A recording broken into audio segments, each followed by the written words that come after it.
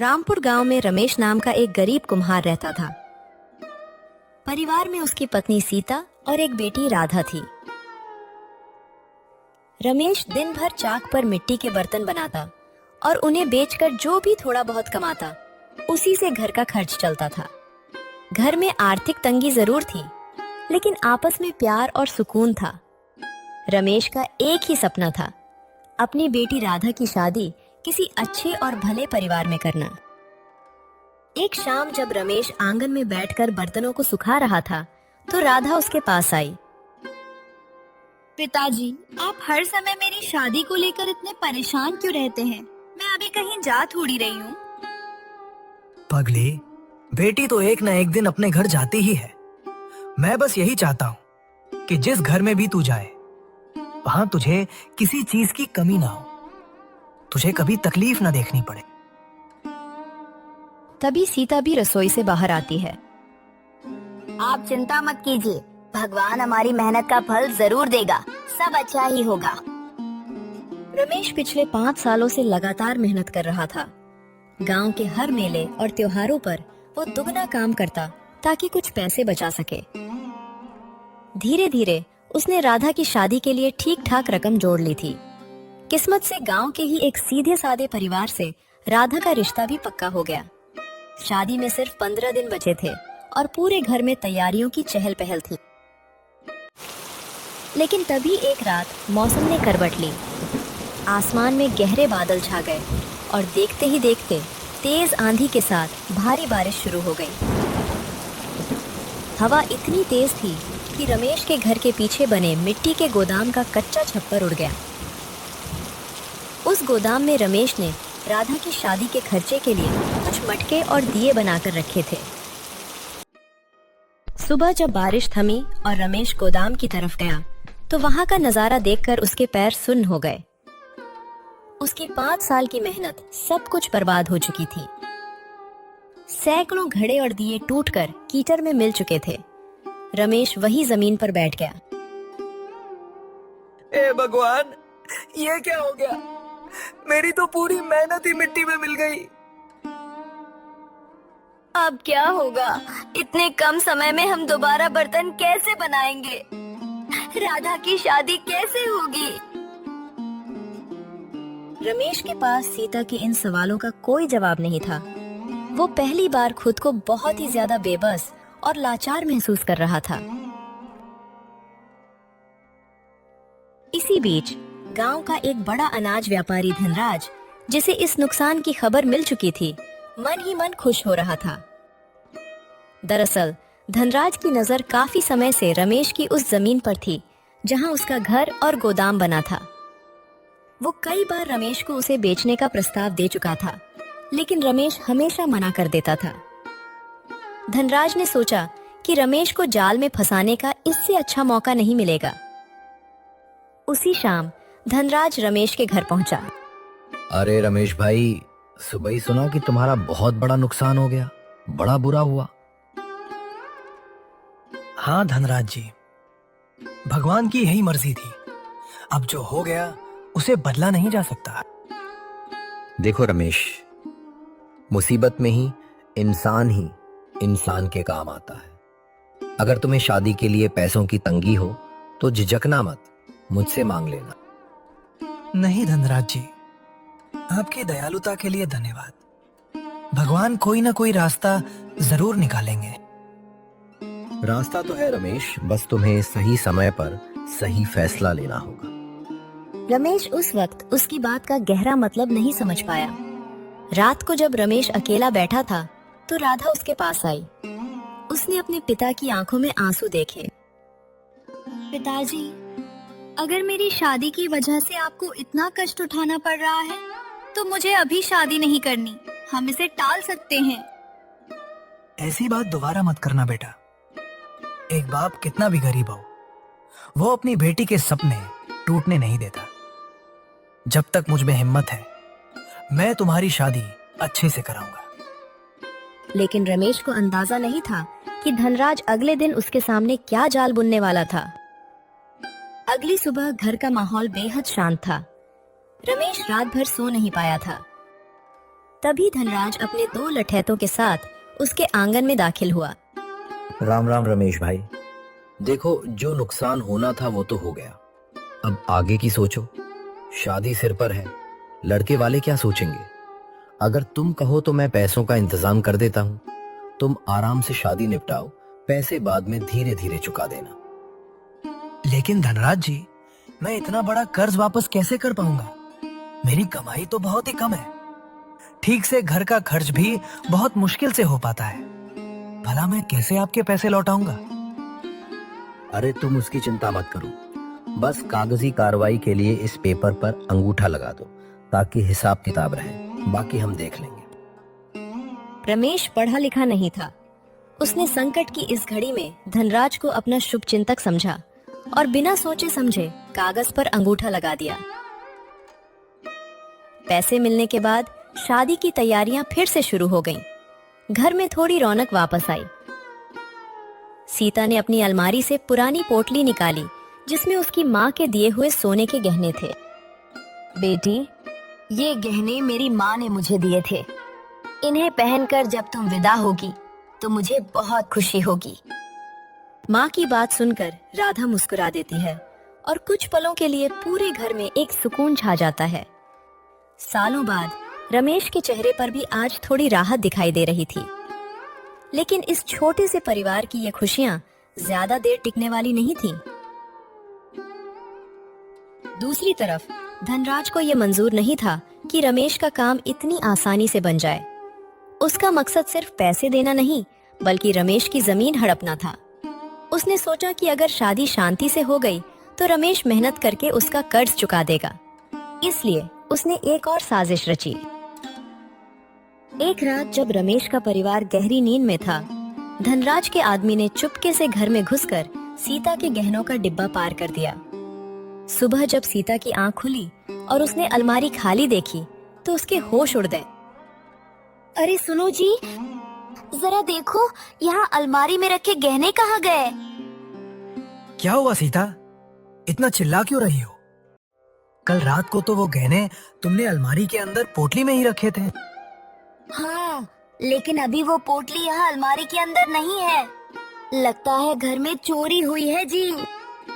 ये सुनते ही रमेश ने पूरा घर छान मारा, लेकिन गहनों का कोई पता नहीं चला। सीता अपनी माँ की आखिरी निशानी खोने के गम में जमीन पर बैठकर रोने लगी।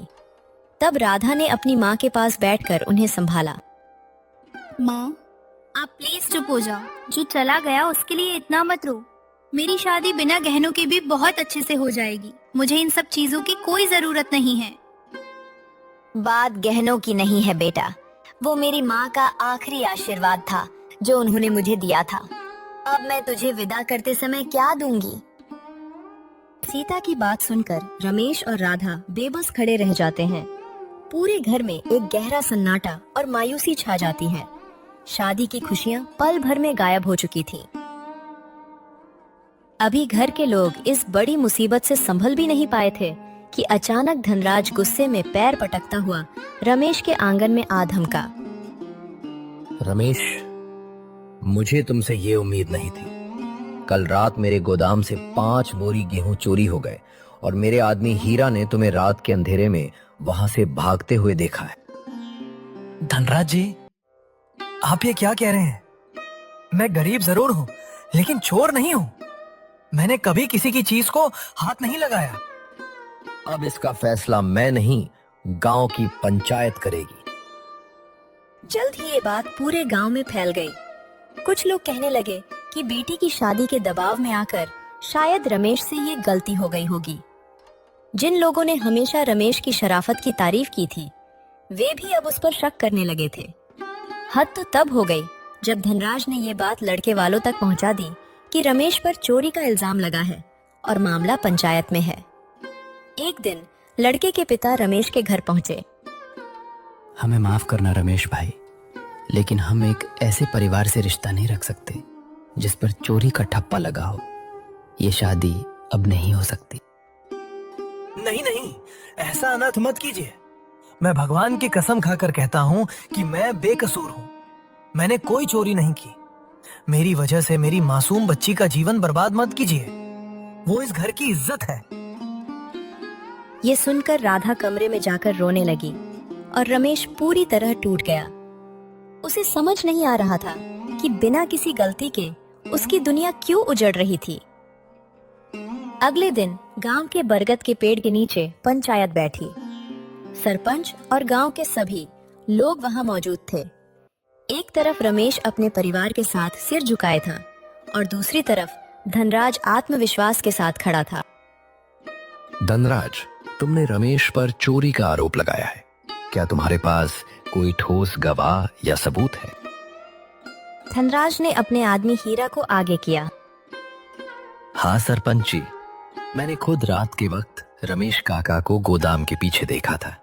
उनके हाथ में एक बोरी भी थी। सरपंच जी, मैं भगवान की कसम खाकर कहता हूँ कि मैं बेकसूर हूँ। मैंने कोई चोरी नहीं की। ये सरासर झूठ है। तभी धनराज ने अपनी जेब से कुछ कागज निकाले और सरपंच के सामने रख दिए। सरपंच जी, चोरी की बात तो अलग है। रमेश ने कुछ दिन पहले अपनी मर्जी से अपनी जमीन और घर मेरे नाम कर दिए थे और बदले में मुझसे मोटी रकम ली थी। ये देखिए इसके अंगूठे का निशान। ये धोखा है। मैंने जमीन नहीं बेची। धनराज जी ने कहा था कि ये सिर्फ कर्ज के कागज हैं। गांव के कुछ लोग बुदबुदाने लगे कि जब अंगूठा लगा दिया है तो अब मुकरने से क्या फायदा। तभी सीता बीच में खड़ी हुई। मेरे पति झूठे नहीं है सरपंच जी। जिसने कभी रास्ते में पड़ा एक पैसा नहीं उठाया, वो चोरी या धोखाधड़ी नहीं कर सकता। हमें फंसाया जा रहा है। पंचायत गवाही और कागजों पर चलती है, आंसुओं पर नहीं। सरपंच जी, अब फैसला सुनाइए और मेरी जमीन मुझे सौंपिए। ऐसा लग रहा था कि रमेश ये केस हार चुका है। तभी राधा, जो अब तक चुपचाप सब देख रही थी, आंसू पोंछकर पंचायत के बीच में आकर खड़ी हो गई। ठहरिए सरपंच जी, धनराज जी बिल्कुल ठीक कह रहे हैं। पंचायत सिर्फ सबूत मानती है। मेरे पिताजी बेकसूर हैं। ये साबित करने के लिए बस हमें 2 दिन का समय चाहिए। अगर हम 2 दिन में सबूत ना दे पाए तो धनराज जी जो चाहें सजा दे दे। अरे सरपंच जी, ये तो सरासर वक्त बर्बाद करना है। जब कागज मेरे पास हैं, तो कैसा वक्त? नहीं धनराज, रमेश इस गांव का पुराना और ईमानदार आदमी है। न्याय का तकाजा यही कहता है कि उसे अपनी बेगुनाही साबित करने का एक मौका मिलना चाहिए। ठीक है राधा, पंचायत तुम्हें 2 दिन का समय देती है। घर पहुंचकर रमेश और सीता बहुत डरे हुए थे, क्योंकि उनके पास अपनी बेगुनाही का कोई सबूत नहीं था।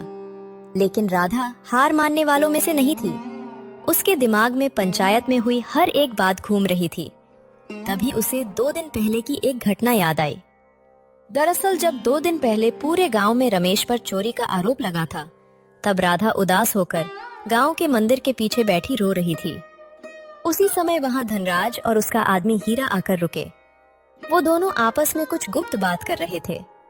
राधा ने झाड़ियों के पीछे छिपकर उनकी सारी बातें सुन ली थी। देख हीरा, जैसा मैंने कहा था, पंचायत में बिल्कुल वैसा ही बोलना। एक बार इस कुम्हार की जमीन मेरे हाथ लग जाने दे, फिर उस जमीन में से पूरा 5 बीघा खेत मैं तेरे नाम कर दूंगा। आप चिंता मत करो मालिक। पंचायत में मैं ऐसी गवाही दूंगा कि रमेश चाहकर भी खुद को बेकसूर साबित नहीं कर पाएगा। उस वक्त राधा को समझ नहीं आया था कि वो दोनों किस जमीन की बात कर रहे थे। लेकिन आज पंचायत में जब धनराज ने फर्जी कागज दिखाए, तो राधा को तुरंत वो सारी बात समझ आ गई। वो जानती थी कि धनराज जितना चालाक है, उसका आदमी हीरा उतना ही लालची है। राधा ने हीरा के इसी लालच को धनराज के खिलाफ इस्तेमाल करने का एक पक्का प्लान बनाया। उसी शाम राधा चुपके से हीरा के घर पहुंची। हीरा भाई। अरे राधा, तुम यहाँ? हाँ, बस यही पूछने आई थी कि धनराज जी ने तुम्हें जो 5 बीघा खेत देने का वादा किया था, उसके कागज बनवा दिए क्या? क्योंकि कल जब जमीन धनराज जी की हो जाएगी तो वो तुम्हें कुछ नहीं देने वाले। क्या? तुम्हें इस बारे में कैसे पता? तुम ये क्या बकवास कर रही हो? मालिक ने मुझसे वादा किया है। हीरा भाई, गांव छोटा है और दीवार के भी कान होते हैं। मैं तो बस तुम्हारा भला चाहती हूँ। जो इंसान 5 साल से साथ रहने वाले मेरे सीधे साधे पिताजी का नहीं हुआ, वो तुम्हारा क्या होगा? अभी कुछ देर पहले मैं धनराज जी के घर के पास से गुजर रही थी। वो अपने आदमियों से कह रहे थे कि काम निकलते ही वो तुम्हें गांव से भगा देंगे और एक ढेला भी नहीं देंगे। बाकी तुम्हारी मर्जी, तुम खुद समझदार हो। राधा की ये बात सीधे हीरा के दिल पर लगी। वो पहले से ही एक बेकसूर को फंसाने के पाप के बोझ तले दबा था और अब उसे अपनी मेहनत डूबती हुई दिखाई देने लगी। उसने गुस्से और डर में आकर उसी वक्त तहसील के बाबू से संपर्क किया, जिसने धनराज के कहने पर फर्जी कागज तैयार करवाए थे। हीरा ने बाबू को सब सच बता दिया कि धनराज उन दोनों को धोखा दे रहा है। 2 दिन बाद दोबारा पंचायत बैठी। धनराज बड़े घमंड से बैठा था। उसे लग रहा था कि राधा कोई सबूत नहीं ला पाएगी। हाँ भाई राधा, 2 दिन पूरे हो गए, कहाँ है तुम्हारा सबूत? सरपंच जी, अब तो फैसला सुनाइए। तभी गांव में तहसील का बाबू हांफता हुआ पंचायत में पहुंचा। सरपंच जी, ठहरिए, मुझे कुछ जरूरी बात कहनी है। सबकी नजरें बाबू पर टिक गईं। बाबू ने धनराज की तरफ देखा। करीब 3 हफ्ते पहले धनराज जी ने मुझसे तहसील से कुछ खाली स्टैम्प पेपर मंगवाए थे और चालाकी से उस पर रमेश का अंगूठा पहले ही ले लिया था। मुझे तब शक नहीं हुआ, लेकिन आज जब जमीन के कागज की बात सुनी तो मुझे समझ आया कि ये धोखा है। तहसील के बाबू ने भी इस बात की गवाही दे दी कि ये कागज पहले ही तैयार किए जा चुके थे। तुम बकवास कर रहे हो। सरपंच जी, इसकी बातों पर यकीन मत कीजिए। अभी धनराज संभल भी नहीं पाया था कि राधा के प्लान के मुताबिक उसका अपना आदमी हीरा, जो पूरी तरह टूट चुका था, अचानक रो पड़ा। उसने आगे बढ़कर सरपंच के पैर पकड़ लिए। मुझे माफ कर दीजिए सरपंच जी, तहसील बाबू बिल्कुल सच कह रहे हैं। रमेश काका ने कोई चोरी नहीं की। धनराज मालिक के कहने पर गेहूं की बोरियां मैंने ही छिपाई थी और सीता काकी के गहने भी मैंने ही चुराए थे। मालिक ने मुझसे वादा किया था कि रमेश की जमीन मिलने पर वो मुझे 5 बीघा खेत देंगे, लेकिन राधा ने मुझे सचेत किया कि मालिक मुझे भी धोखा दे रहे हैं। मैं इस पाप का भागीदार अब और नहीं बनना चाहता। ये सुनते ही पूरी पंचायत में सन्नाटा छा गया। गांव वाले जो रमेश पर शक कर रहे थे, अब धनराज को गुस्से से देखने लगे। धनराज, तुमने एक सीधे साधे गरीब आदमी की मजबूरी का फायदा उठाया, उसकी इज्जत उछाली और उसकी बेटी का घर टूटने की कगार पर ला दिया।